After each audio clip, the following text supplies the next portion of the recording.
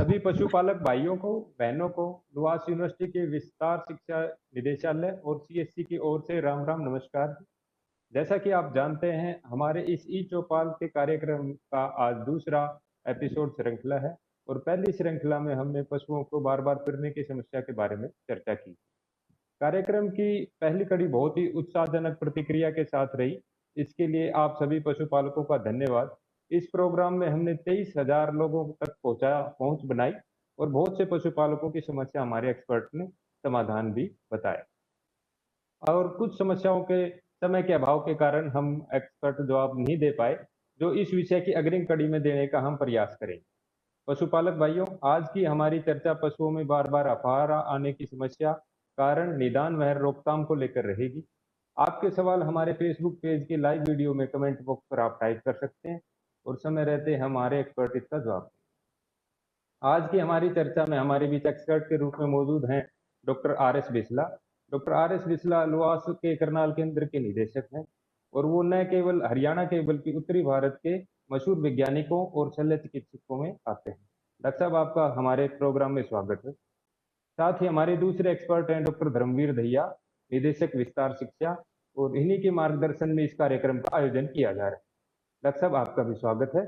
और हमारे साथ हैं जींद पशु विज्ञान केंद्र के डॉक्टर रमेश कुमार, जो कि ग्रामीण पशु पालकों तक वैज्ञानिक तथ्यों को पहुंचाने में माहिर हैं। डॉक्टर रमेश का भी हम स्वागत करते हैं। और आज की चर्चा में हमारे लुहास विश्व यूनिवर्सिटी के साथ से हैं डॉक्टर सुजोय खन्ना, डॉक्टर सुशील, डॉक्टर सरिता, इन सब का हम स्वागत करते हैं। ओमवीर जी सीएससी से और सार्थक जी हमारे साथ हैं जो इस कार्यक्रम का संचालन करेंगे, उन सभी का हम स्वागत करते हैं।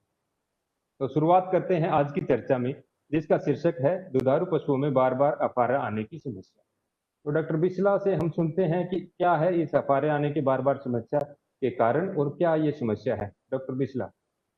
सबसे पहले मैं अपने पशुपालक भाइयों को, बहनों को सबसे पहले मेरा नमस्कार और उनको अभिवादन भी दूंगा कि इस समय में अपने दूध की उत्पादन क्षमता उन्होंने बनाए रखी और हमारे प्रांत को और हमारे देश को एक पौष्टिक आहार लगातार देते रहे।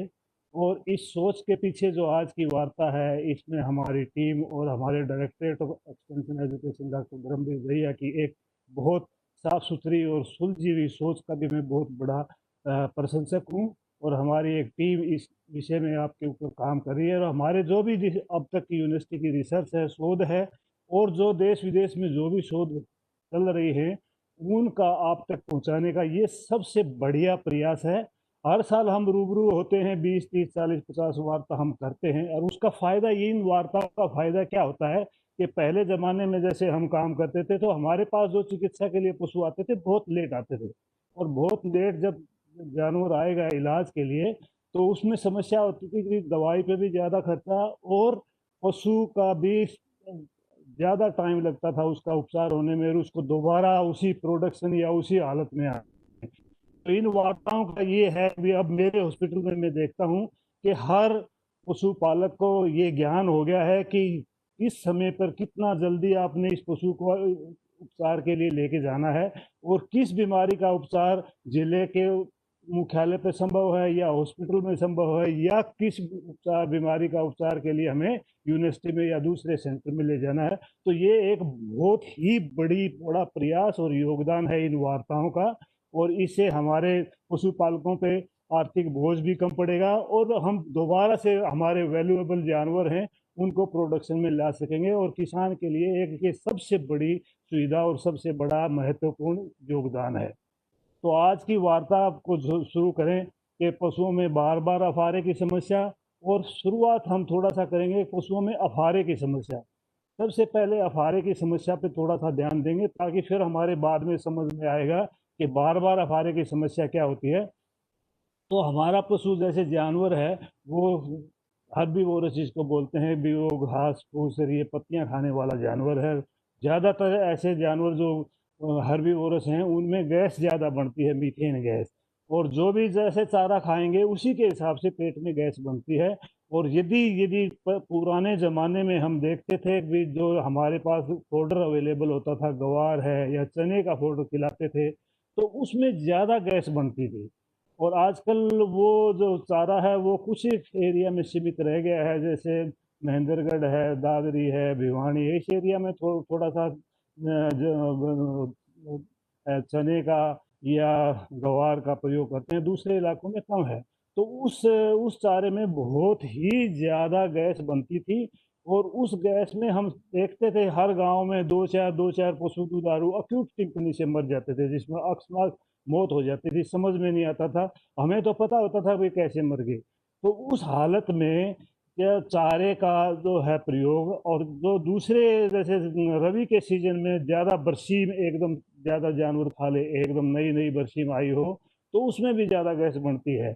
और गर्मियों के सीजन में जैसे मैं देखता हूँ अपने हॉस्पिटल में, गर्मियों के सीजन में जो गैस या ऐसे केसेस आते हैं, वो क्या होता है कि नया नया हीट भूसा या हीट गेहूं का तूड़ी आई है, और रीपर से जो तूड़ी बनाते हैं फार्मर, वो खिलाते हैं। हरे चारे की गर्मियों में कमी हो जाती है, दूसरा पानी की भी कमी हो जाती है। तो ऐसे ऐसे हालात बनते हैं कि जानवर के अंदर जो गेहूं का भूसा है उसमें मिट्टी मिली हो, और वो हरे चारे की कमी हो और पानी की भी उपलब्धता कम हो, तो वो अंदर पेट में चर्निंग होके जब हजमा होता है तो ऐसे सीमेंट जैसा मटेरियल बन जाता है, और जो पेट में से चलता नहीं आगे, और एकदम रुकावट हो जाती है।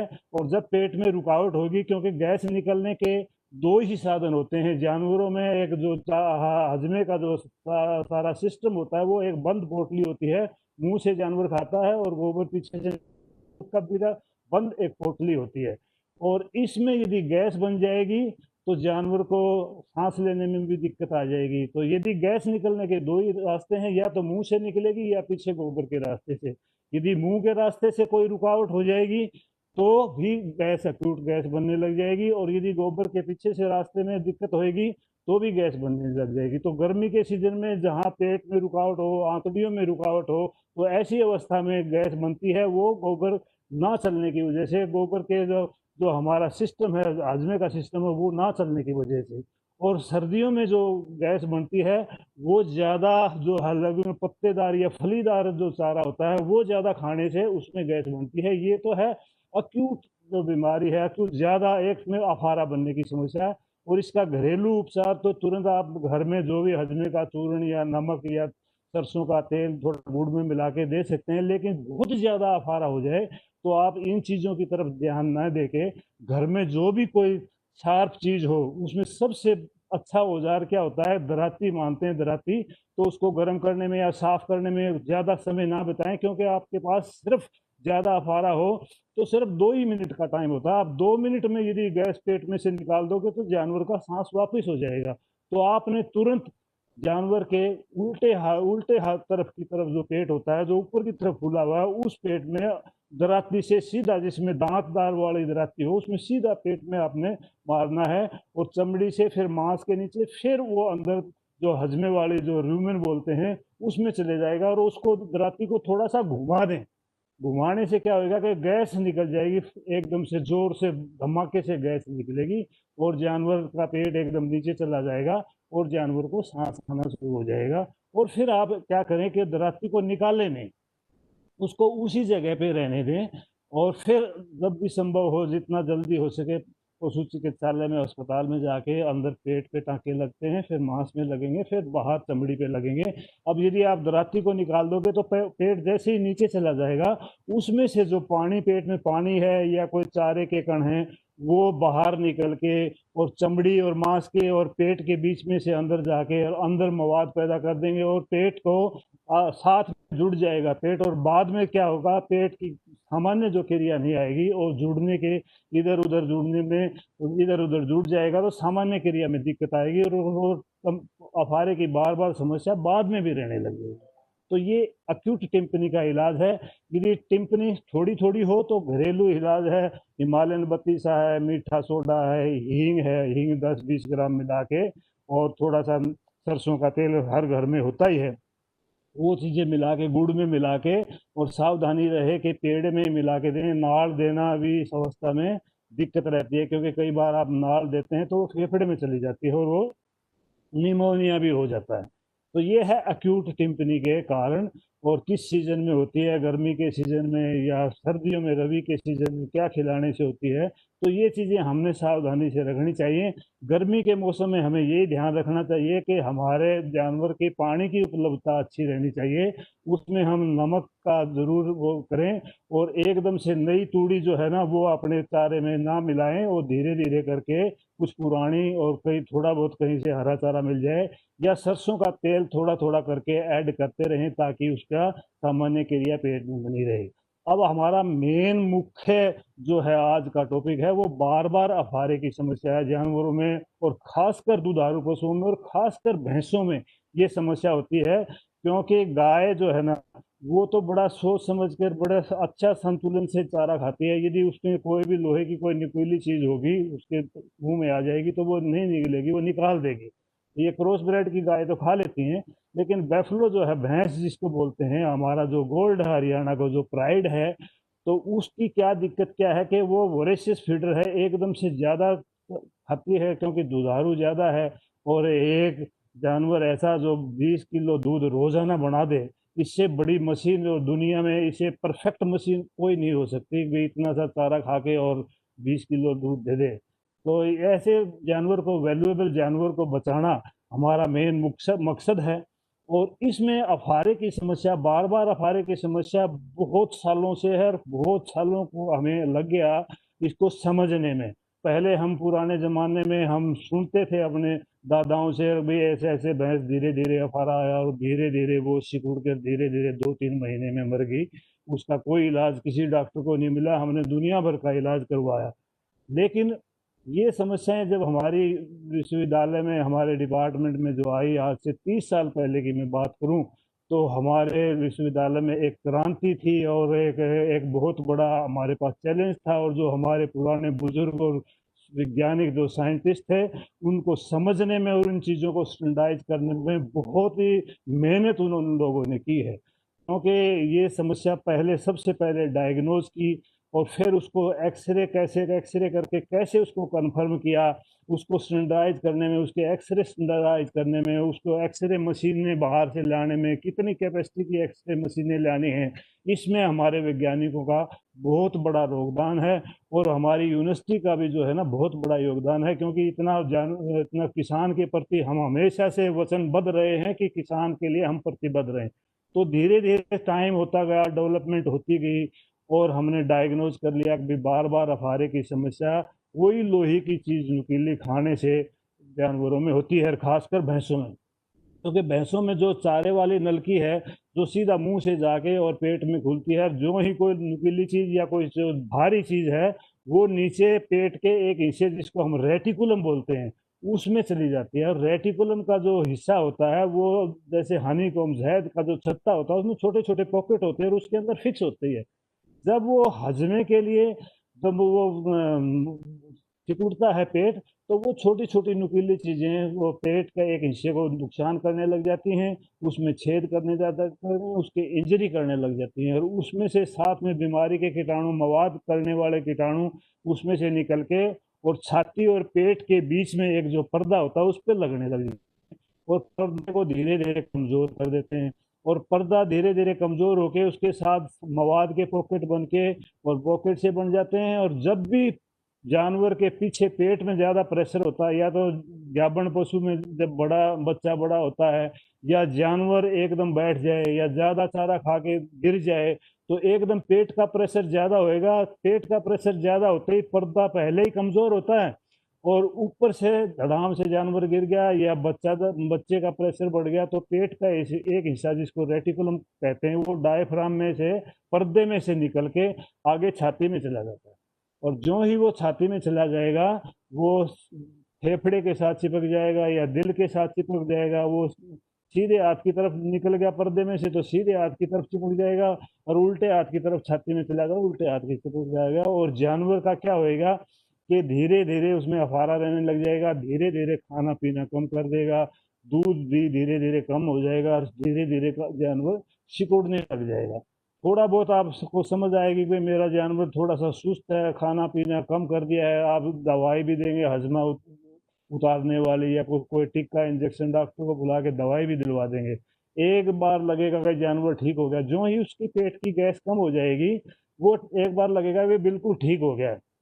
फिर जानवर इस हालात के मुताबिक अपने आप को एक एडजस्ट कर लेता है, अपने आप को बना लेगा। और जानवर को पता चल जाएगा कि ज़्यादा चारा खाएगा या ज़्यादा पानी पी लेगा तो तेरे जो पानी है वो छाती में चला जाएगा, वो दिल और फेफड़े पर के जो कार्य है, सामान्य कार्य है, उसको बाधित कर देगा। तो जानवर थोड़ा थोड़ा चारा, थोड़ा थोड़ा पानी पीने लग जाएगा और अडप्ट हो जाएगा धीरे धीरे।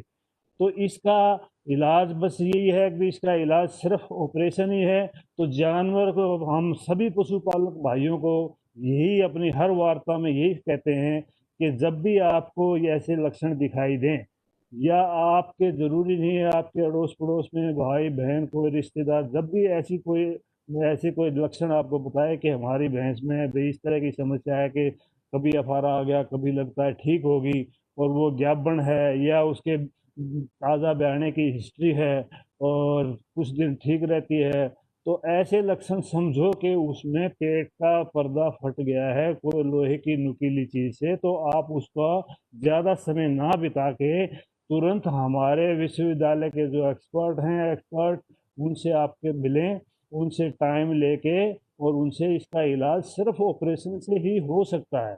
और इसका ऑपरेशन के लिए दो आप टाइम देना पड़ता है। दो ऑपरेशन होते हैं, पहले हम एक्सरे करके कन्फर्म कर लेते हैं, और कई बार एक्सरे मशीन की थोड़ी सी दिक्कत रहती है, वही एक एक्सरे मशीन है, विदेशी मशीनें हैं, कई बार नहीं काम करती, खराब, तो बगैर एक्सरे किए भी हमें पता होता है।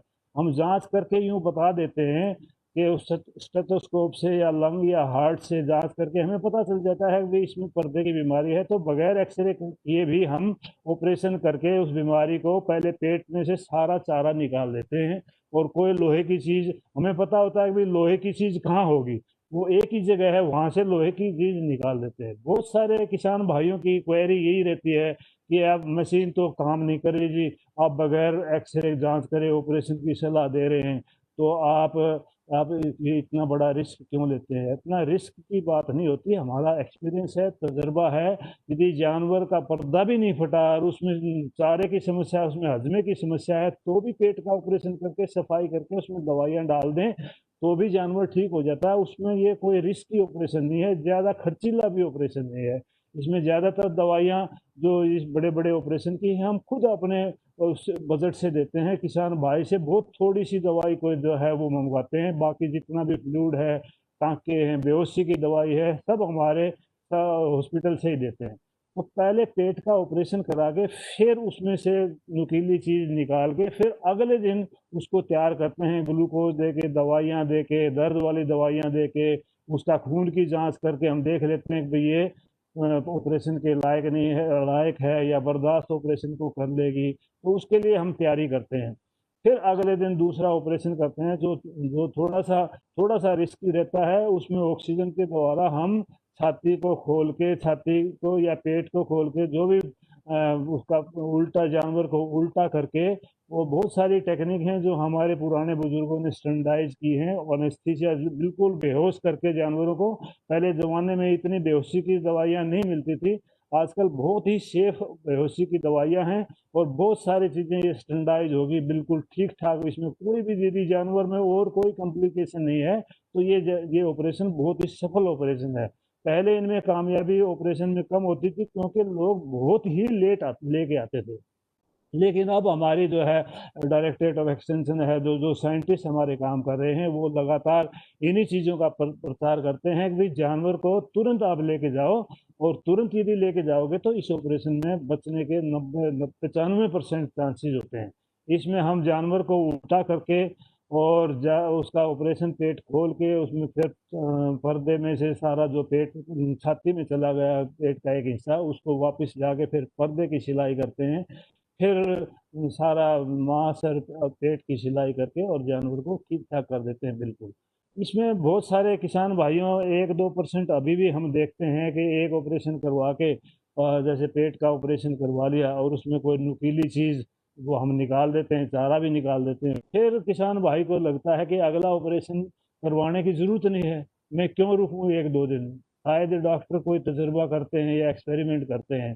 तो हम, क्योंकि हम बताते हैं अपनी रिसर्च के लिए भी, हम 2-3 दिन ब्लड सैंपल भी लेते हैं उनके, जब किसान भाई को ऐसे लगता है कि इनका तो अपना रिसर्च प्रोजेक्ट है।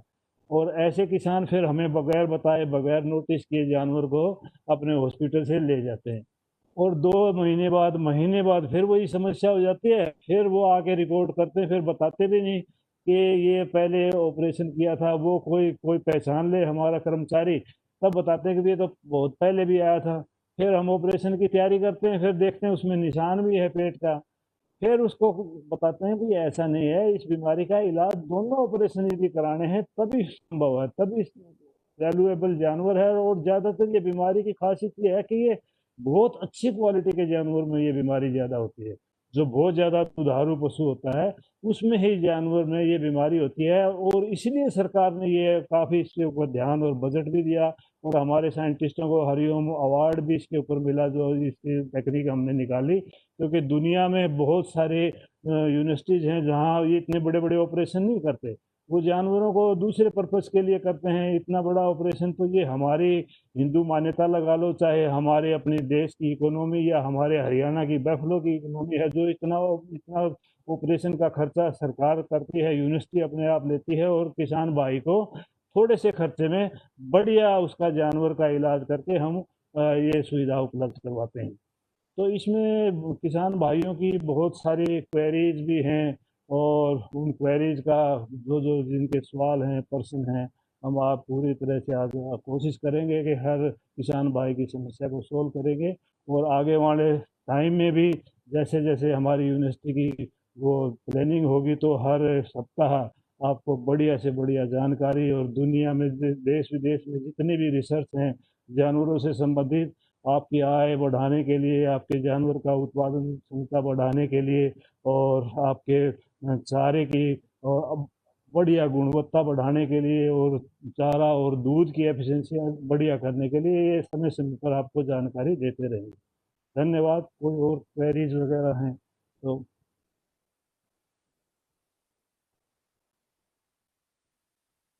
अलग देंगे।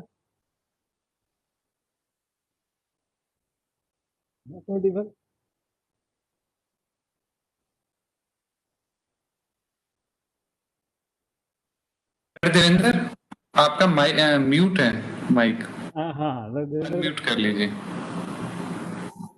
धन्यवाद डॉक्टर साहब, बहुत सी अच्छी चीजें आप लोगों ने बताई। अफारे के साथ साथ आपने बताया कि लोहा खाने में क्या क्या परिस्थितियां होती हैं और लोहा खाने की स्थिति में पशुपालकों को क्या करना चाहिए। इमरजेंसी में पशुपालक कैसे घर पे रहते हुए इसका सरसों, हींग, हरड़, जौ वगैरह आदमी की चीजें दे के, और अगर बहुत ही ज्यादा इमरजेंसी है तो कैसे दराती को गर्म करके और पशु चिकित्सक की मदद से वो इमरजेंसी में अफारे से निजात पा सकते हैं। डॉक्टर साहब ने जैसे आप लोगों को बताया कि लोहा खाने की स्थिति जैसे 3 प्रकार की अवस्थाएं हो सकती हैं। एक तो पेट में रखा हो, अगर लोहा उसके पेट में है वो दिक्कत करेगा। जब पशु आगे का होता है, एडवांस प्रेगनेंसी में होता है, या तभी ब्याया हुआ होता है, तो ये एक अवस्था होती है। दूसरी अवस्था डॉक्टर साहब ने बताई कि पेट को पार करके छाती वाले पर्दे को पार जब कर जाता है, तो वो लोहा खाने की एक अवस्था होती है। उस अवस्था में जैसे डॉक्टर साहब ने बताया 2 ऑपरेशन पशुपालकों के होते हैं, और डॉक्टर साहब ने बताया कि दोनों ऑपरेशन एक दिन छोड़ के एक दिन होते हैं। तो पशुपालकों से अनुमोदन है कि कई बार डॉक्टर साहब ने भी कहा एक ऑपरेशन करवा के पशुपालक अपना निर्णय थोड़ा सा बदल देते हैं, तो 2 ऑपरेशन करवाएं, सभी से ये बताई है। तीसरी जो अवस्था होती है लोहा इत्यादि खाने की, डॉक्टर साहब ने बताया कि ये लोहा छाती वाला पर्दा पार करके भी दिल की अवस्था में चला जाता है। तो एक चीज हम डॉक्टर साहब से जानना चाहेंगे कि लोहे की ये जो 3 अवस्थाएं हैं, इनमें पशुपालक किन किन परिस्थितियों में, क्योंकि हमें देखने को मिला है कई परिस्थितियों में पशुपालक अगर 100-150 किलोमीटर अगर अपना पशु लेके आता है, तो वहां हम बताते हैं कि इस ऑपरेशन से कई बार या ले जाने से, ट्रांसपोर्टेशन से थोड़ा सा दिक्कत भी हो जाती है। किस अवस्था में पशुपालक लेके आए, किस अवस्था में ना लेके आए। और एक्सरे के बारे में भी हम जानना चाहेंगे, ये हमारे पशुपालकों का एक बहुत आम सवाल रहता है कि किस अवस्था में एक्सरे पॉसिबल है और कब वो लेके ना आए, कब वो अपने लोकल वेटनेरियन से सलाह लो। डॉक्टर बिस्ला। ज्यादातर समस्या तो इसमें गाभिन पशुओं की होती है।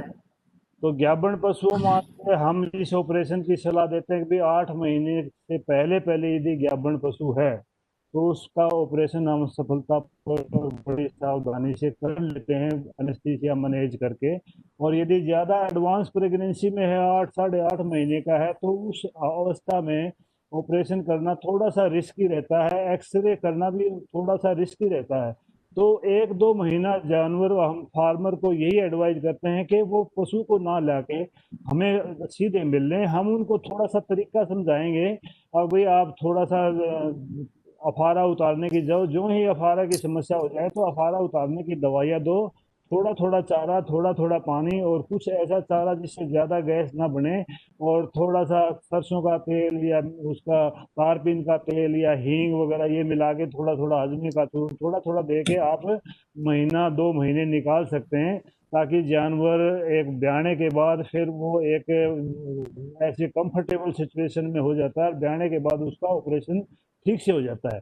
तो इसमें ये है भी जो हर्निया की प्रॉब्लम है उस जानवर के लिए, कई जानवर में क्या होता है कि आगे पेट के आगे दोनों पैरों के बीच में ना सोजिश हो जाती है। उस अवस्था में क्या होता है कि हर्निया तो नहीं होता, लेकिन वो हार्ट के चारों तरफ जो एक लेयर होती है उसमें मवाद बन जाती है, कोई लोहे की चीज क्या होती है कि हार्ट के बाहर चली जाती है, और वहां इतनी मवाद बन जाती है कि वो हार्ट को अपना पूरा काम नहीं करने देती, और जानवर के आगे वाले पैरों में, जिसको बिस्किट एडिमा बोलते हैं, सोजिश आने लग जाती है।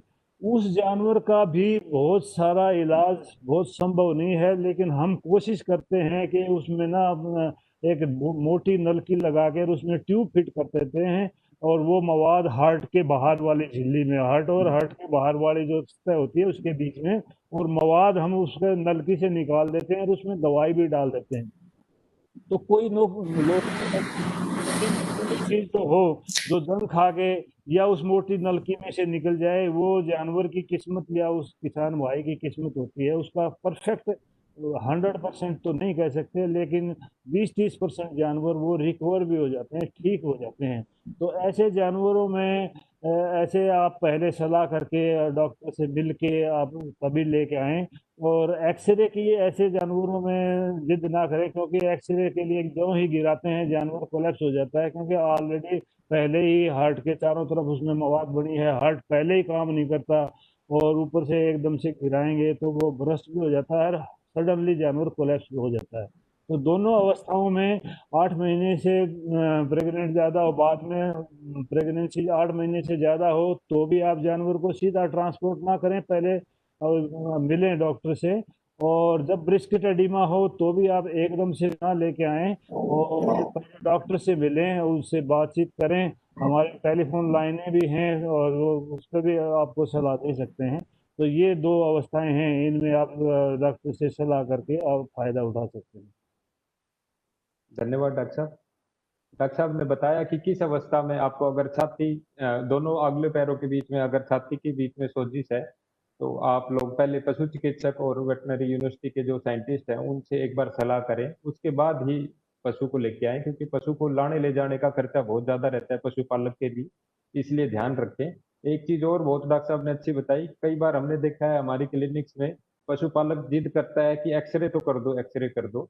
एक्सरे इलाज नहीं है, एक्सरे एक जांच का तरीका है। तो डॉक्टर साहब ने बताया कि किन किन अवस्थाओं में एक्सरे पॉसिबल नहीं हो पाता। जब पशु ज्यादा आगे का होता है, 7, 7.5 या 8 महीने का होता है, तब आपको डॉक्टर सलाह देता है कि इस अवस्था में एक्सरे नहीं हो सकता। तो एक और क्वेरी आई है हमारे डॉक्टर विनोद जैन ने कहा है कि इसकी प्रोग्नोसिस, जो इसके इलाज के बाद जो संभावनाएं होती है, वो डॉक्टर बिस्ला बताएं, और इसके समाधान कुछ बचाव के लिए कुछ तरीके बताएं कि पशु कम से कम लोहा खाने के चांसेस रहें।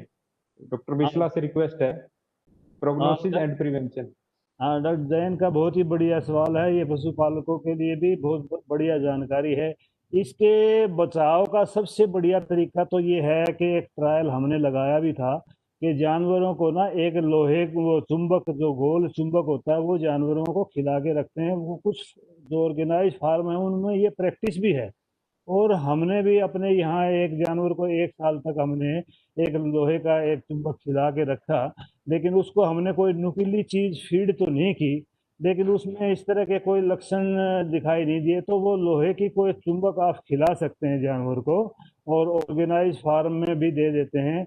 और उसमें क्या होता है, भी जो भी कोई नुकीली चीज़ होगी वो रेटिकुलम में उस चुंबक के साथ चिपक के ना उसको इधर उधर मूव नहीं करने देगी, और धीरे धीरे लोहे की चीज़ जंग खा के वो ख़त्म हो जाएगी। तो ये एक सबसे बहुत ही बढ़िया तरीका है कि आप हर जानवर को, जो वैल्यूएबल जानवर हो, उसमें आप एक छोटा सा चुंबक, ब्लंट चुंबक, जो गोल्ड वाला चुंबक आता है, उसका कोई नुकसान नहीं है जानवर का पेट में। जो ब्लंट लोहे की चीज़ें पेट में पड़ी रहती है उनका कोई नुकसान नहीं है।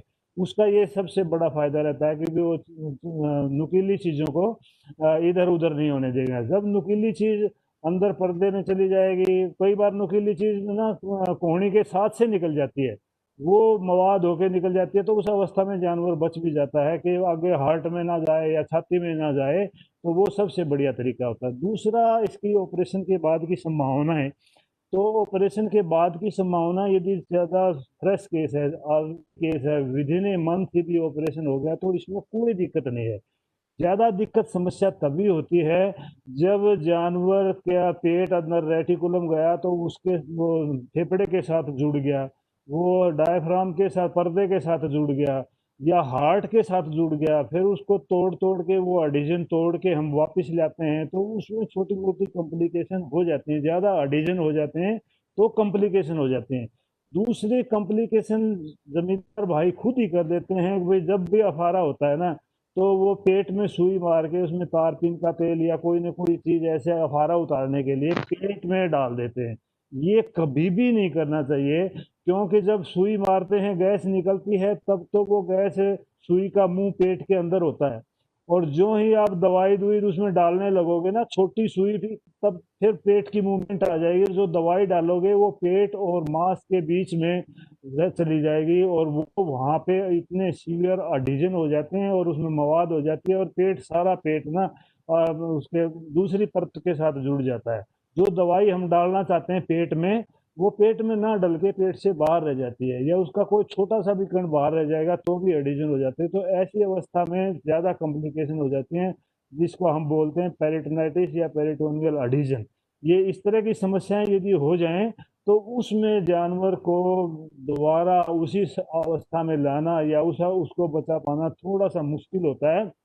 अदर अदरवाइज तो यदि जानवर अर्ली आ जाए और ठीक टाइम पे ऑपरेशन हो जाए, और उसकी अवस्था, हालत भी ठीक है, ठीक ब्लड के पैरामीटर भी ठीक हैं, तो ज़्यादा कोई दिक्कत नहीं है, उसमें ज़्यादा खर्चा भी नहीं होता, और जानवर जो ऐसे वैल्यूएबल एनिमल हैं वो उसको बचाया जा सकता है। धन्यवाद डॉक्टर साहब।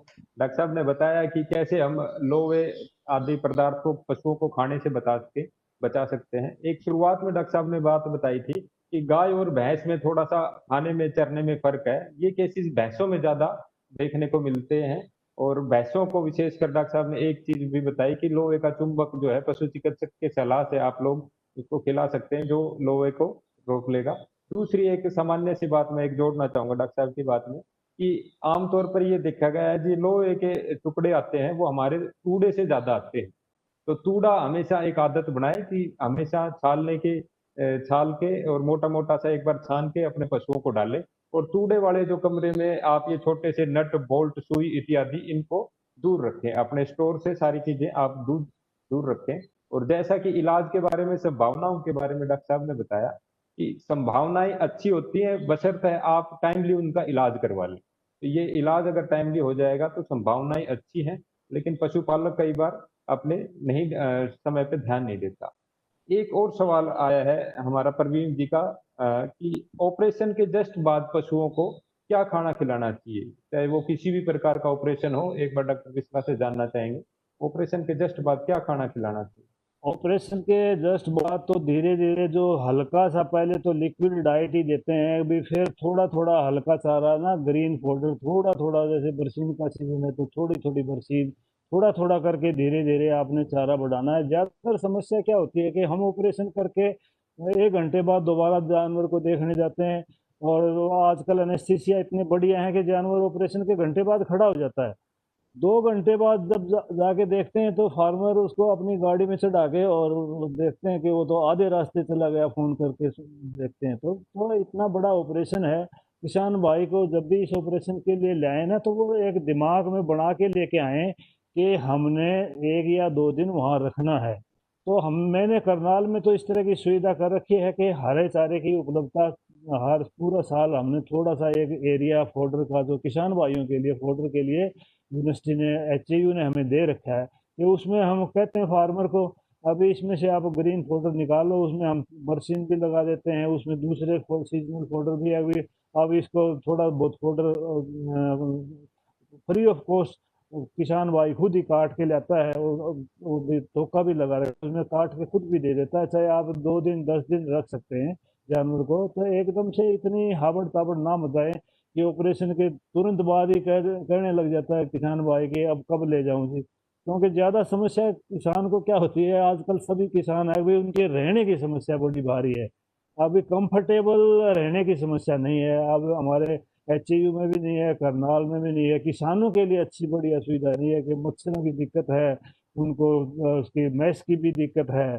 तो इसके लिए मैं रिक्वेस्ट करूंगा अपने डायरेक्टरेट से, डायरेक्टरेट ऑफ एक्सटेंशन एजुकेशन से, क्योंकि मेन काम तो यही है कि डॉक्टर या डॉक्टर रमेश इन चीज़ों को समझते हैं, हम किसानों से जुड़े हैं, रोज़ किसानों से मिलते हैं, रोज़ाना 50-100 किसान हमें मिलके बताते हैं कि हमारी ये मोटी समस्या है जी, हम रख 10 दिन जानवर, लेकिन जानवर को बांध दिया, लेकिन हम कहाँ रहे, दूर दूर से यमुनानगर से, यूपी से, कहीं कहीं दूर दूर से लेके आते हैं, तो उनकी समस्या भी यही है, अभी किसी रिश्तेदार के पास कितनी देर तक रुके। तो इस बारे में यूनिवर्सिटी ने पहले, सबसे पहले हॉस्पिटल की सुविधा देने से भी पहले किसान को रुकने की समस्या जरूर है। कई बहुत सारी लेडीज फार्मर आती हैं हमारे पास, अब लेडीज फार्मर के लिए रुकने की एक अजीब सी समस्या हो जाती है।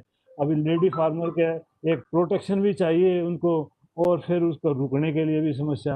अब ये हमारे पास बड़ी भारी दिक्कत है, हिसार में भी ये बड़ी भारी दिक्कत है कि फार्मर को रुकने के लिए नहीं है, और बार बार सीएम विंडो पे भी ये शिकायत लगाते हैं किसान भाई, अभी जानवर तो ले जाएं, और ऑफ टाइमिंग में हॉस्पिटल यदि बंद, अब सुविधा हमें दे दी है अभी 24 आवर, कोई भी आएगा तो हमारे डॉक्टर जरूर अटेंड करेंगे, लेकिन समस्या वही, अटेंड तो कर लेंगे लेकिन जमींदार भाई को कहाँ रोकें, कहाँ उसका खाने का प्रबंध करें। तो ये एक बहुत बड़ी समस्या है, इसमें मैं यूनिवर्सिटी अथॉरिटी से रिक्वेस्ट करूंगा कि इस पे ज़रूर ध्यान दें, और हमारे आने वाले किसान भाई, हर किसान भाई आजकल वैल्यूएबल है, और हमें और किसान की कीमत भी समझनी चाहिए कि आज की इकोनॉमी में किसान का, और खासकर पशुपालक का, और खासकर भैंस का जो पालक है, वो हरियाणा की इकोनॉमी में सबसे बड़ा योगदान है। वो बाहर एक्सपोर्ट भी करता है, वो बाहर सीमन भी एक्सपोर्ट करता है, वो मिल्क और मिल्क प्रोडक्ट भी एक्सपोर्ट करता है, और आजकल आगे आने वाले टाइम में जो गाय का ऊपर हमारा एम्फेसिस है कि मेडिकेटेड मिल्क की जो आगे अभी डायबिटिक मिल्क जो सप्लाई कर रहा है पेशेंट के लिए, या डेंगू के पेशेंट के लिए मिल्क है, इस तरह का कंसेप्ट भी आगे आने वाले टाइम में हम यूनिवर्सिटी में चाहेंगे कि कुछ साइंटिस्ट इस पे काम करें। और ये मेरी थोड़ी सी डायरेक्टरेट से रिक्वेस्ट है कि डॉक्टर साहब हमारा ज़रूर ये यूनिवर्सिटी एडमिनिस्ट्रेशन तक पहुँचाएंगे। हाँ जी डॉक्टर साहब, बिल्कुल इस प्रोग्राम का एक जो हमारा लक्ष्य है वो यही है, किसानों और वैज्ञानिकों और यूनिवर्सिटी प्रशासन से एक संवाद स्थापित करना, और उसमें एक बहुत ही अच्छा डॉक्टर साहब ने सुझाव भी दिया है। आशा है हम इसको ऊपर भी रख पाएंगे, और हमारे निदेशक विस्तार शिक्षा से ये रिक्वेस्ट है, डॉक्टर साहब ने सुझाव दिया है कि जो फार्मर क्लिनिक्स आते हैं उनके स्टे का और रुकने का एक वाजिब और अच्छा इंतजाम होना चाहिए, और उनमें लेडीज का भी एक अलग से इंतजाम होना चाहिए। हिसार में और करनाल में ये 2-3 सेंटर जितने भी यूनिवर्सिटी के हैं, एक डॉक्टर साहब ने अच्छा सुझाव दिया है। आशा है हम इसको आगे रखेंगे और इसका जल्दी डॉक्टर साहब के पास समाधान भी लेके आएंगे। एक सवाल और आया है कि हम घर पे रहते हुए कैसे आफ्टर ऑपरेशन, ऑपरेशन के बाद हम घर पर क्या क्या सावधानियां रखें ताकि पशु को और इन्फेक्शन ना हो, विशेषकर इस मौसम में जब मक्खी मच्छर भी ज्यादा होते हैं। डॉक्टर बिस्ला से रिक्वेस्ट है, आफ्टर ऑपरेशन प्रिकॉशंस की, पोस्ट ऑपरेटिव केयर की डॉक्टर साहब थोड़ा सा बताएं। पोस्ट ऑपरेटिव केयर का तो हमें, एक तो हम टेलीफोन नंबर देते हैं डायरेक्ट साइंटिस्ट का, भी कोई भी किसी भी टाइम आप सलाह ले सकते हैं, और हमारा वो जो साइंटिस्ट का नंबर होता है वो जो अटेंड करता है उसका कॉन्टेक्ट सीधा रहता है, और सीधे हमें भी कॉन्टेक्ट कर सकते हैं। दूसरा, सावधानी, जितना ऑपरेशन की साइट को साफ सुथरा रखेंगे और उसके ऊपर कपड़ा बांध के रखेंगे उतना ही बढ़िया है। और बैठने के नीचे बेडिंग का जो है ना, उतना ही आप नीचे गीला ना होने दें, फर्श साफ करें, और नीचे रेत हो या भूस थोड़ा सा ऐसा डाल दें, वो सबसे बढ़िया कंफर्टेबल है। आजकल तो ये गद्दे का कंसेप्ट है ये इसमें थोड़ी सी दिक्कत आ रही है कि उसको साफ तो रख सकते हैं, लेकिन बैठने उठने टाइम में तो थोड़ा सा नी की प्रॉब्लम भी आ जाती है और थनों की भी प्रॉब्लम आ जाती है। तो अपने जख्म को साफ सुथरा रखें और डॉक्टर की सलाह के हिसाब से जो से एंटीबायोटिक या पेन किलर या बी कम्प्लेक्स इंजेक्शन जो रूटीन में है वो आप लगवा सकते हैं चिकित्सक से। और जब भी कोई आपको छोटी मोटी दिक्कत लगे और वो आप तुरंत हमारे सलाह कर सकते हैं। और आप थोड़ा थोड़ा पानी उसमें थोड़ा सा नमक या कोई थोड़ा सा एनर्जी के सप्लीमेंट जैसे यूनिवर्सिटी रिकमेंड करती है, अब कुछ सारे सप्लीमेंट आते हैं वो आप दे सकते हैं। और चारा भी थोड़ा थोड़ा करके महीने भर तक आपने थोड़ा थोड़ा संभाल करके रखनी पड़ेगी जानवर की। जब रूटीन में वो फिशेज पास करने लग जाएगा और रूटीन में कुछ दिन तक थोड़ी सी अफारे की समस्या भी रहती है, क्योंकि ऑपरेट करते हैं तो सारे फंक्शन नॉर्मल होने में और सारे जो हमारा हजमे का जो सिस्टम है वो नॉर्मल होने में टाइम लगता है। तो धीरे धीरे एक महीने तक आप ज़्यादा ऐसे, क्योंकि ज़्यादा फार्मर उतावले हो जाते हैं बीच में, तो वही समस्या ठीक नहीं हुई फिर होगी जी वही समस्या है, ऐसे इसमें टाइम लगता है धीरे धीरे।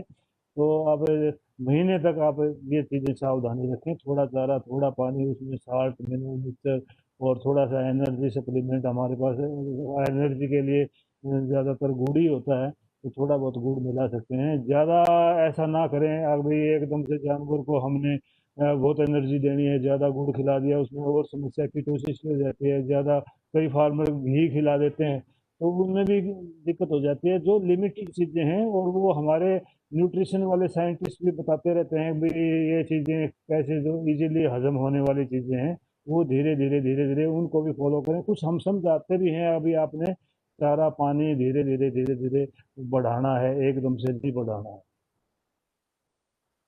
हाँ जी डॉक्टर साहब ने बताया कि कैसे आपने सुपाच्य भोजन आसानी से हजम होने वाला भोजन आपने पशुओं को ऑपरेशन के जस्ट बाद खिलाना है।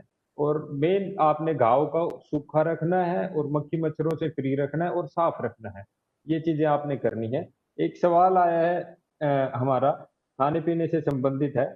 डॉक्टर धर्मवीर से मैं जानना चाहूंगा, कच्चा अनाज खाने से ज्यादा दिक्कत होती है क्या? एक हमारे पशुपालक ने पूछा है, कच्चा अनाज खाने से ज्यादा फारे की समस्या होती है। डॉक्टर धर्मवीर। बिल्कुल। हाँ जी सर। ये ज्यादा कच्चा अनाज पशु खा जाता है जिसकी मात्रा जो है कई बार जो है खुला मिल जाता है और पशु जो है चर जाता है उसको, तभी समस्या होती है। जो हम देते हैं अनाज जो लिमिट बताते हैं कि भाई दाना जो मात्रा देनी चाहिए उसमें वहां तक तो दिक्कत नहीं है। इसमें अफारे से ज्यादा जो दिक्कत है इसमें जो एसिडोसिस जो है उसमें जो है उसकी ज्यादा रहती है कि उसमें अम्ल जो बन जाता है उससे ज़्यादा समस्या आती है। तो जैसे ही पशु का ये पता लगे कि भाई इसने जो है ज़्यादा अनाज खा लिया है कच्चा, तो तुरंत डॉक्टर से संपर्क कर लेंगे, चिकित्सीय सलाह लेंगे। तो उससे फिर जो है किसान को इसका फायदा रहेगा और उसको लंबा समय हो जाएगा, तो उतनी ही दिक्कत उसकी बढ़ती जाएगी। हाँ जी डॉक्टर साहब ने बताया कि कैसे हम इन चीजों को कर सकते हैं।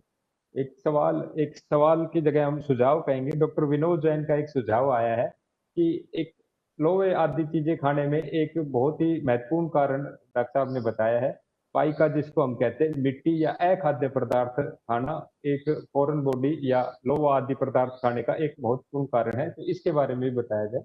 इसके बारे में मैं बताना चाहूंगा मेरे पशुपालक भाइयों को, जो खाने से हटकर चीजें पशुएं खाता है, चाहे मिट्टी खाना हुआ, कपड़ा खाना हुआ, लकड़ी खाना हुआ, इन सारी चीजों को हम अखाद्य पदार्थ बताते हैं और उनको खाना पाइका बीमारी होती है अखाद्य पदार्थ का। और उनके सारे सारे कई बार पशु लोहा इत्यादि भी खा जाता है या चाट जाता है। तो इसके बचाव के लिए, पाइका बीमारी के बचाव के लिए आपने पशुओं की रेगुलर डीवर्मिंग, पेट में कीड़े मारने की दवा रेगुलर देनी है, खनिज मिश्रण देना है। और छोटे पशुओं में विशेषकर आयरन का कोई भी सप्लीमेंट खनिज मिश्रण के साथ आप दे सकते हैं, जिनसे इनकी समस्याएं दूर हो जाएंगी। कई बार हमने ये देखा भी है कि ये दोनों तीनों चीजें करने के बाद भी पशुपालक मिनरल मिक्सचर भी दे रहा है, पेट में कीड़े मारने की दवा भी दे रहा है, फिर भी वो कहता है कि हमारा छोटा जो पशु है वो फिर भी मिट्टी खा रहा है। तो इस अवस्था में पशुपालक को चाहिए कि कुछ कुछ टाइम पर उसको धीरे धीरे छिक्की की आदत डाले। कई बार पशुओं की आदत बन जाती है मिट्टी खाना, तो इन सारी चीजों के साथ आप चिक्की भी डाल सकते हैं और इन चीजों का उपाय आप कर सकते हैं। एक चीज और अभी एक पशुपालक ने पूछी है। अभी जैसे सर्दियां स्टार्ट होंगी उन्हीं में एक ये सारे केसेस आ जाते हैं हमारे पास। पशु छोटे बच्चों में, छोटे नर पशुओं में पथरी की समस्या बहुत आती है। पथरी की वजह से पेशाब रुकना, कई बार हमारे पास आते हैं जी 3 दिन हो गया कटड़े ने पेशाब नहीं किया है। तो इसके बचाव के लिए हम क्या क्या करें? विशेषकर ये जींद और महेंद्रगढ़ साइड में बहुत ज्यादा समस्या देखने को मिलती है। पथरी से बचाव के लिए डॉक्टर बिस्ला से जानना चाहेंगे क्या क्या इसके पेशाब रुकने के कारण क्या क्या हो सकते हैं और क्या कैसे हम इसका बचाव करें? पेशाब रुकने का महत्वपूर्ण कारण तो यही है कि भी ज़्यादा कंसंट्रेट राशन और पानी की कमी और ज़्यादा मैनेज ना कर पाना, ये बहुत बड़ी समस्या है। और एक स्टेज होती है, अभी जो 3-4 महीने के कटड़े हैं, और वो सर्दी का मौसम भी, और 3-4 महीने भी उसी टाइम में उनको पानी भी कम मिले, और ज़्यादा कंसंट्रेट राशन से फिर ये कई तरह के क्रिस्टल, स्ट्रेट क्रिस्टल, और कुछ एरिया की प्रॉब्लम है, वो इस तरह के क्रिस्टल बनने लग जाते हैं।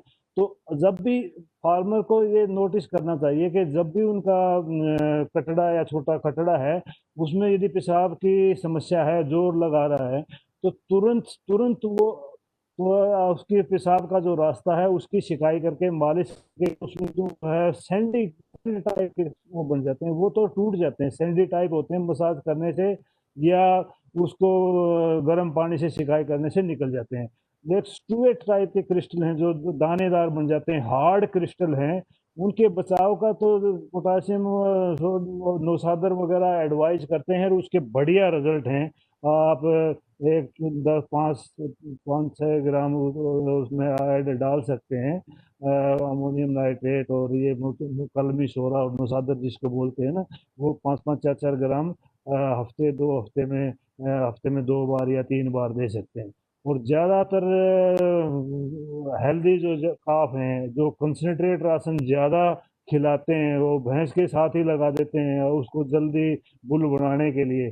तो ऐसे उनमें इतना कंसनट्रेट राशन यदि दो तो आप उसमें सावधानी रखो, उसमें थोड़ा सा मीठा सोडा या नूसादर या कलमी सोडा थोड़ा थोड़ा ज़रूर दो। और कोशिश ये है कि पानी की उपलब्धता भी रहे, और जानवर को ध्यान भी रखें भी वो पानी जरूर पी रहा है, और नोटिस रोजाना करें अभी उसमें पेशाब कर रहा है क्या नहीं कर रहा, या जोर लगा रहा है, इतना ही नोटिस कर लें कि जोर लगाता है। कई बार फार्मर लेके आते हैं अभी ये गोबर करने के लिए जोर लगा रहा है, लेकिन असली समस्या पेशाब की है। जब पेशाब रुक जाता है, पेशाब की थैली और जोर लगाता है, उसका मुंह नीचे मुड़ जाता है थैली का, जो पेशाब निकलता नहीं है, और फार्मर रिपोर्ट करता है कि ये गोबर नहीं कर रहा, और डिहाइड्रेशन होके पेशाब रुक गया तो डिहाइड्रेशन होके और उसमें कब्ज भी हो जाती है। तो दोनों समस्याएं हो जाती है, साथ में गोबर की भी और साथ में पेशाब की भी। तो फिर दोनों चीज़ों का इलाज करना पड़ता है। ये हम नोटिस कर लेते हैं, हमारे पास जब भी लेके आते हैं, तो जब भी इस तरह की समस्याएं हैं, और ट्रेंड भी हम जो पशु चिकित्सक हैं उसके बारे में भी हम जो हमारे पास सलाह लेके आते हैं पशु चिकित्सक, तो अर्ली स्टेज पे उनको रेट्रोग्रेड वो जो है कैथेटर डाल के, और वो छोटे जो सेंड वाले जो है ना स्टोन, सैंडी स्टोन को उनको ब्रेक करके, उनमें ऑपरेशन की भी जरूरत नहीं पड़ती, वो ब्रेक कर सकते हैं अर्ली स्टेज पे। यदि ये स्टूए टाइप क्रिस्टल है, यदि हार्ड क्रिस्टल बन गए हैं, फिर तो ऑपरेट ही करना पड़ता है। और नहीं तो फिर आप थोड़ा थोड़ा ये चीजें कलमी सोरा नौसादर ये आप दे सकते हैं, ताकि ताकि स्टोन बने ही ना। हाँ जी डॉक्टर साहब ने बताया पथरी बढ़ना एक पेशाब रुकने का मेन कारण है। ये अपने आप में बहुत लंबा विषय है और थोड़ा टाइम में हम इसको भी एक बार लेंगे। आमतौर पर देखा गया है कि कम पानी पीना एक इसका कारण होता है। सर्दियों में छोटा बच्चा, पशुओं का छोटा बच्चा कम पानी पीता है क्योंकि हम अक्सर देखे गए उसको ठंडा पानी पिलाते हैं। तो इसलिए आप कोशिश करें ताजा या निवाया पानी बच्चों को, छोटे बच्चों को पिलाएं। और उसके साथ साथ उसको, ये डॉक्टर साहब ने जैसे बताया, जो छोटे बच्चे ज्यादा अनाज खाते हैं या ज्यादा दूध पीते हैं उनमें ये समस्या ज्यादा देखी गई है, या जिन एरिया में नमक ज्यादा है उन चीजों में ये ज्यादा चीजें होती हैं। तो इसके बचाव के लिए डॉक्टर साहब ने बताया निवाया या ताजा पानी हम बच्चों को पिलाएं। उसके साथ साथ 5-6 ग्राम आप नौसादर दे सकते हैं, भरपूर उसको पानी पिलाएं। और जिन एरिया में ये ज्यादा दिक्कत है जैसे कि जींद और महेंद्रगढ़ साइड ये हमें विचार में ज्यादा है, तो इन एरिया में विशेषकर ध्यान रखें छोटे पशुओं का। एक और सवाल कि उनकी भैंस जो है पीछे से पस दे रही है और बार बार रिपीट होती है, तो इसमें बच्चादानी का इन्फेक्शन हो सकता है। और डॉक्टर बिस्ला से रिक्वेस्ट है कि इसके बारे में बताएं कि पिछले मल द्वार से उनके इसे मूत्र द्वार से पस आ रही है, और तो वो क्या करें जिससे पशु रिपीट ना हो। ये सबसे बहुत ही मोटी समस्या है और बहुत ही सोफिस्टिकेटेड इसका इलाज होना चाहिए। रूटीन में जो हम इलाज करते हैं, जो पशु चिकित्सक भाई हैं जिनके पास अवेलेबल चीज़ें हैं, वो कोशिश तो यही करते हैं कि भाई जो एंटीबायोटिक लेटेस्ट, लेकिन इसका हम एडवाइस यही करते हैं कि भाई कल्चर सेंसिटिविटी टेस्ट करवा के जो भी मवाद है उसका सही तरीके से सैंपल ले आके कल्चर सेंसिटिविटी टेस्ट करवाएं। और सबसे पहले उसमें जो भी एंटीबायोटिक सेंसिटिव है वो इंट्रायूट्राइन और बच्चादानी में भी डालें वही, और इंजेक्टेबल भी वही दें। और उसमें यदि कोई जेर रिटेन प्लेसेंटा की जेर रुकने की समस्या पहले रही है तो उसका जांच करें भी उसकी बच्चादानी का स्टेटस क्या है, ये बड़ी है बच्चादानी बड़ी है तो उसमें हार्मोनल ट्रीटमेंट ल्यूटलाइज हार्मोन वगैरह लगाते हैं ताकि वो सिकुड़ जाए और वो बाहर निकल जाए। ज़्यादातर हमारे पास जो क्लिनिकल केस आते हैं जैसे टीट ऑब्स्ट्रक्शन का केस है या और दूसरे स्ट्रिंग हार्ट के केस हैं जो रिसेंटली पार्चुलेटेड हैं, उनमें 50% जानवर को जब भी तो एनेस्थीसिया लगा के और जब जो ही गिराते हैं ना हम ऊपर उसमें टेबल पे, तो धड़ाम से बहुत सारी मवाद बच्चादानी में से निकल जाती है। और बच्चादानी में इतनी मवाद निकलते ही फार्मर बड़ा खुश हो जाता है कि मेरा ये इलाज तो है, मेरा जो असली इलाज तो वो पहले ही हो गया और ये इलाज तो ठंड वाली समस्या तो चलो। और ज़्यादातर यदि मेस्टाइटिस है, यदि बच्चादानी में मवाद है तो वो मेस्टाइटिस भी हो जाती है, उसमें मेस्टाइटिस की समस्या रहती है, बार बार रिपीट हो जाती है। तो बच्चादानी नीट एंड क्लीन होना बहुत ही ज़रूरी है टाइम पे, आगे टाइम पे गर्मी में आने के लिए और उसकी प्रोडक्शन पूरी प्रोडक्शन लेने के लिए और हेल्थी प्रोडक्शन बढ़िया क्वालिटी का दूध। अब नहीं तो दूध में भी स्मेल आने लग जाएगी, क्योंकि बच्चादानी में पस होगी तो मिल्क का टेस्ट भी चेंज हो जाएगा। तो ये जो समस्या है मेट्राइटिस की, इसके ऊपर एक खास सेशन हमारा होना चाहिए। इसमें एक्सपर्ट आदमी कौन सी दवाई हमने नहीं देनी इसके ऊपर ज़्यादा ध्यान देना चाहिए। अभी कौन सी दवाई हम इंजेक्टेबल करते हैं तो वो दूध में सिक्रीट होती हैं और वो दवाइयाँ हमने नहीं देनी, क्योंकि अभी हमारे पास नेस्ले की एक रिकमेंडेशन आई है कि हमारा क्लोरमफेनिकोल आप ना दिया करें। हम तो देते नहीं एडवाइस, कि क्लोरमफेनिकोल की वजह से हमारा बहुत सारा मिल्क पाउडर जो एक्सपोर्ट हम करते हैं वो रिजेक्ट हो जाता है। तो किसान भाइयों से और हमारे जो चिकित्सक हैं उनसे भी यही रिकमेंडेशन है कि ऐसी दवाइयों का, क्योंकि अब टाइम आ गया, दूसरा अब टाइम आ गया इकोनॉमी का। हमने एक एक चीज, एक एक हमारा दूध, एक एक दूध की एक एक बूंद को हमने इकोनॉमी में बदलना है, हमने फार्मर की इकोनॉमी में बदलना है। तो ऐसी कोई भी चीज़ आप ना दें जिसकी वजह से हमारा एक बूंद भी दूध खराब हो जाए, या हमारी कोई फैक्ट्री है जो मिल्क पाउडर बनाने वाले लोग हैं जो धीरे धीरे बहुत सारी ग्रोइंग इंडस्ट्री है, बहुत सारे छोटे किसान भाई भी अब प्लांट लगाना शुरू कर दिया है, अभी मिल्क पाउडर वो एक्सपोर्ट करें या, तो उसमें ये रिकमेंडेशन एक सेशन ऐसा भी हम रिक्वेस्ट है मेरी डायरेक्टरेट से कि ऐसी ऐसी चीज़ रिकमेंडेशन, भाई मेस्टाइटिस में कौन सी दवाई हमने नहीं यूज करनी, और मेट्राइटिस का एक प्लान्ड आप एडवाइजरी जारी करें कि मेट्राइटिस का केस है तो उसकी ट्रीटमेंट पैनल ये होना चाहिए, उससे अगर इधर उधर डाइवर्ट नहीं होना चाहिए ताकि हमारा प्रोडक्शन की इंटरनेशनल लेवल पे वैल्यू रहे। हाँ जी डॉक्टर साहब ने बताया कि हर दवाई का उपयोग करते समय समय हमें कितनी सावधानियां रखनी चाहिए, क्योंकि अब हमें दूध की एक एक बूंद से हमें किसान भाइयों का पैसा बनाना है। तो कुछ दवाइयों का डॉक्टर साहब ने भी बताया, और जैसे कि पस आ रही है अगर उसके पीछे से, तो डॉक्टर साहब ने बताया कि उसके बच्चेदानी में इन्फेक्शन हो सकता है। तो जब तक वो साफ तार ना देने लग जाए, इसका मतलब उसमें इन्फेक्शन है, और आप अगर बीज रखवाएंगे तो पशु फिरेगा उसमें। तो इसका पहले पशु चिकित्सक की सलाह से इलाज करवाएं, और उसके इलाज के बाद ही आप बीज रखवाएं जब पशु साफ तार देने लग जाए। एक सवाल और आया है सचिन गढ़वाल जी का, ये कह रहे हैं कि 1 से 1.5 साल की जो हमारी हीफर है वो पानी कम पीती है, वाटर इनटेक 1 से 1.5 साल की हीफर में कम है। तो डॉक्टर बिस्ला से रिक्वेस्ट करेंगे इसका जवाब दें प्लीज। थोड़ी ये क्वेरी तो अधूरी है, लेकिन डॉक्टर ये साहब तो कुछ बताएंगे। मेटाबॉलिक और वो उसकी जो फिजिकल एक्टिविटीज पे डिपेंड करता है।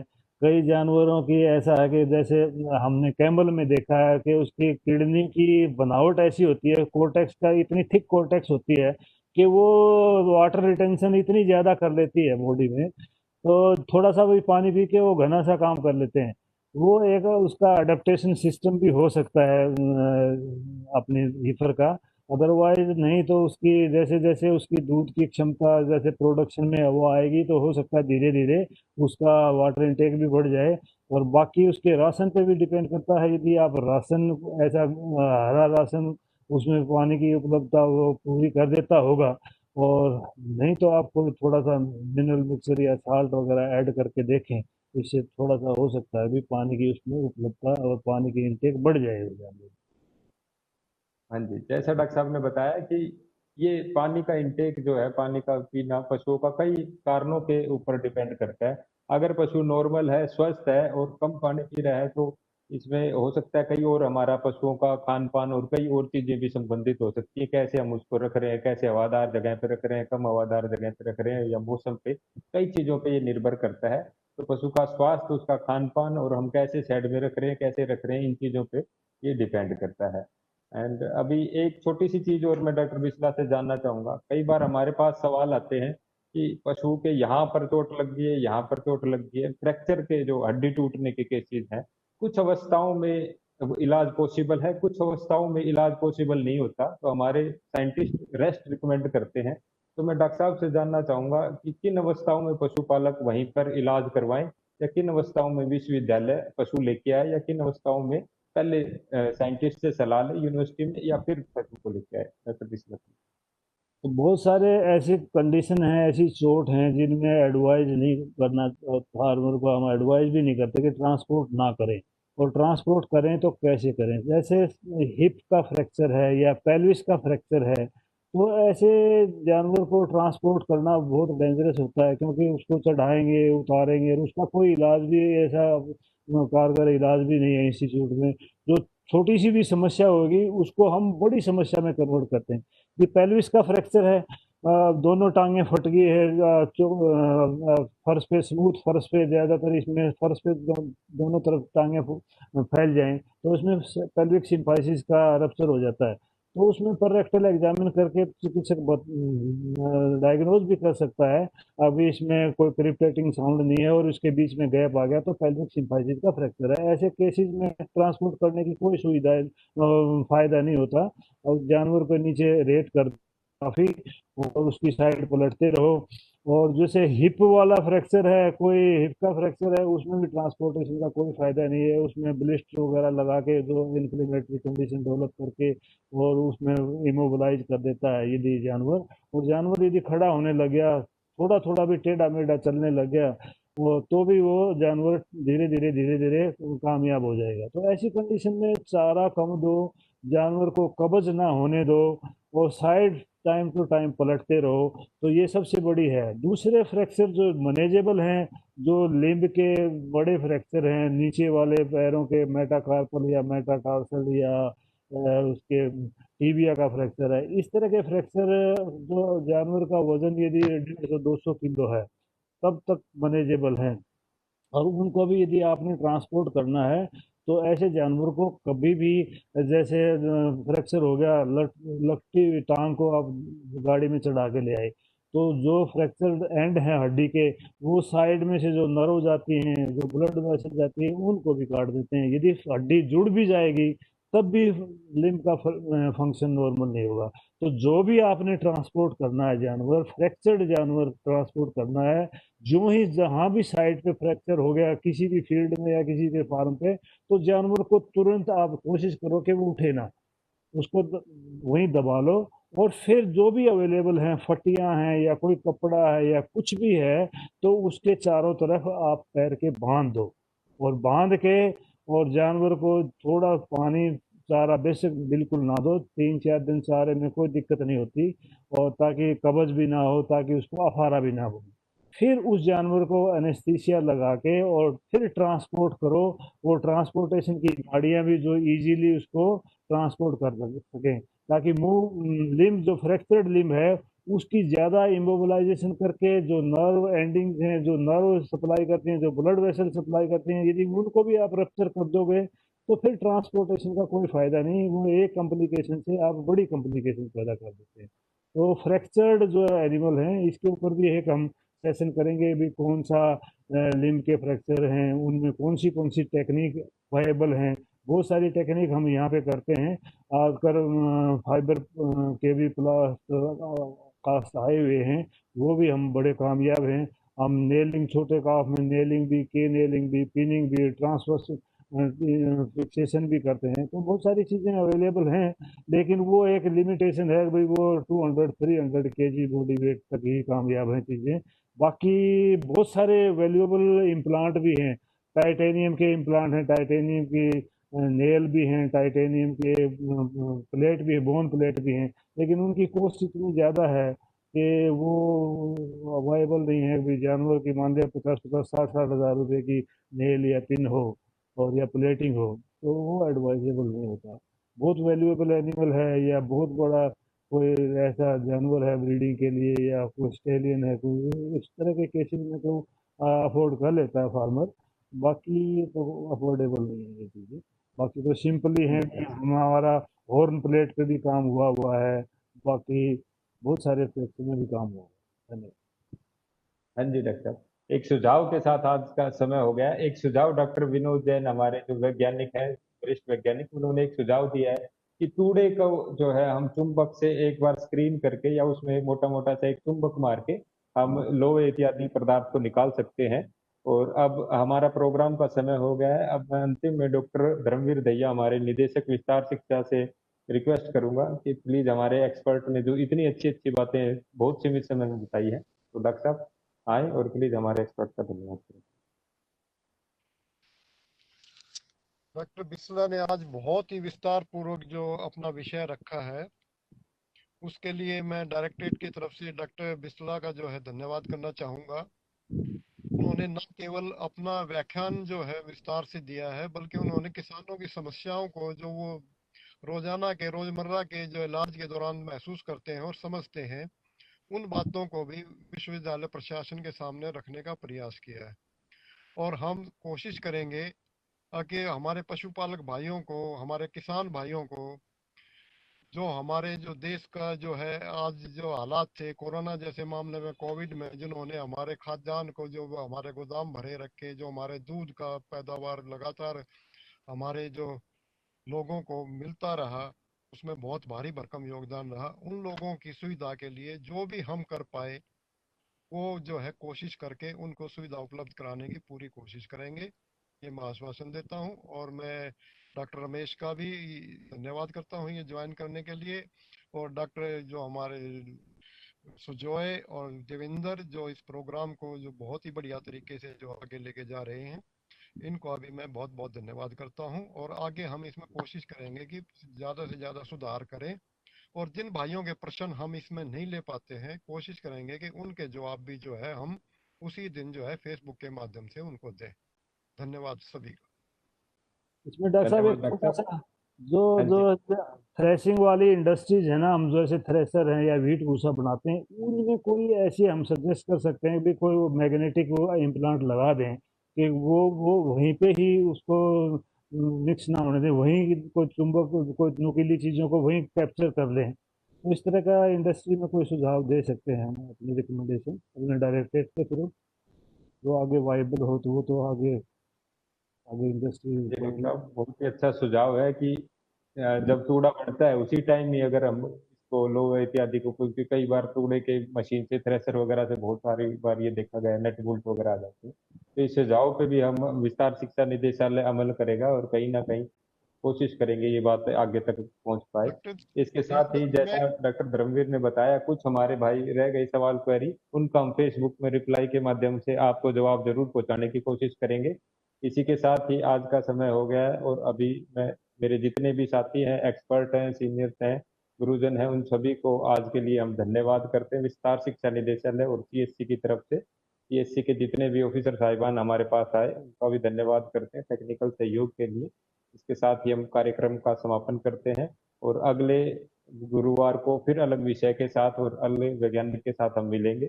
तब तक के लिए सबका नमस्कार।